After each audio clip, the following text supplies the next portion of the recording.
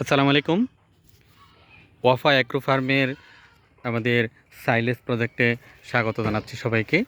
এর আগে অনেকবার আমরা আমাদের ছাগল পালন এবং খাসি ম্যানেজমেন্ট বা খাওয়া দাওয়া দেখিয়েছি, কিন্তু আজকেই প্রথম দেখাবো যে ওয়াফা অ্যাগ্রো ফার্ম কীভাবে সাইলেজ করতেছে বা কোন স্টেজ থেকে আমরা সাইলেজগুলো করে খাসিকে খাওয়াচ্ছি।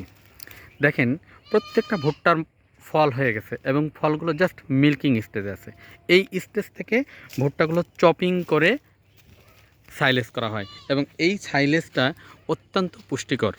যদি ভুট্টার মিল্কিং স্টেজ কনফার্ম করা যায়, তাহলে যে সাইলেজ হবে, এই সাইলেজ থেকে যে পুষ্টি আসবে তাতে অনেকাংশেই দানাদার খাবারের পরিমাণ কম দেওয়া সম্ভব হবে। পাশেই দেখেন আমাদের ঘাসের প্রজেক্ট। এখান থেকে আমরা নেপিয়ার ঘাস চাষ করি সম্পূর্ণ নিজস্ব ব্যবস্থাপনায়, এবং এই ঘাস উৎপাদনের সময়ও এখানে সর্বোচ্চ পুষ্টি কীভাবে এনশিওর করা যায় সেইটা নিয়ে কাজ করা হয়। আজকে আর মাত্র 2 মাস সময় আছে কোরবানি ঈদের জন্য।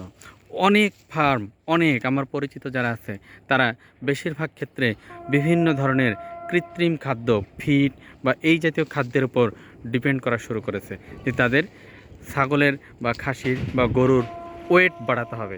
কিন্তু আমরা আল্লাহর রহমতে সম্পূর্ণ ন্যাচারাল সোর্সের উপরে ডিপেন্ড করতেছি, যে কিভাবে সেই ন্যাচারাল সোর্স থেকে পুষ্টি ম্যাক্সিমাইজ করে আমাদের ছাগলগুলোকে আমরা মোটা তাজা করতে পারি বা ছাগলগুলোকে সুস্থভাবে বড় করতে পারি। আমাদের উদ্দেশ্য কাস্টমারকে সম্পূর্ণ অর্গানিক খাবার খাইয়ে কিভাবে সর্বোচ্চ ভালো খাসি বা ছাগি ডেলিভারি করা যায় সেইটা। দেখুন, জমি থেকে ভুট্টাগুলো কেটে নিয়ে আসার পরে এইভাবে চপিং করা হয় এবং এখানে দেখতে পাচ্ছেন যে ভুট্টাগুলো সহ চপিং করা হয়েছে অনেক ভুট্টা, এবং এইটা যখন 21 দিন পরে ফার্মেন্টেড হয়ে যাবে তখন এর পুষ্টিগুণ অনেক অংশে বেড়ে যাবে। সাইলেজ করার যে প্রধান মেকানিজম, যে এয়ার টাইট করা এবং কোথাও যেন এয়ার ইন্টারাপ্ট না হয়, সেই কাজটি করা হচ্ছে। আশা করি কোনো একদিন পূর্ণাঙ্গ সাইলেজ তৈরি প্রক্রিয়া আপনাদেরকে দেখাবো।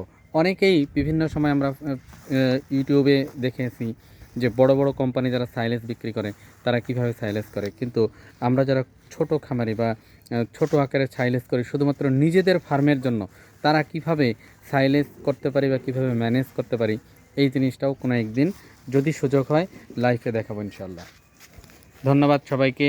ভালো থাকুন, সুস্থ থাকুন এবং এই কড়া আবহাওয়ায় বা রোদের মধ্যে নিরাপদে থাকুন। পশু পাখি যার যার ফার্ম আছে সবাই খেয়াল রাখবেন যেন হিট স্ট্রোক না হয়, পশু পাখি যেন পর্যাপ্ত পানি খেতে পারে, পরিষ্কার পানি সরবরাহ করবেন।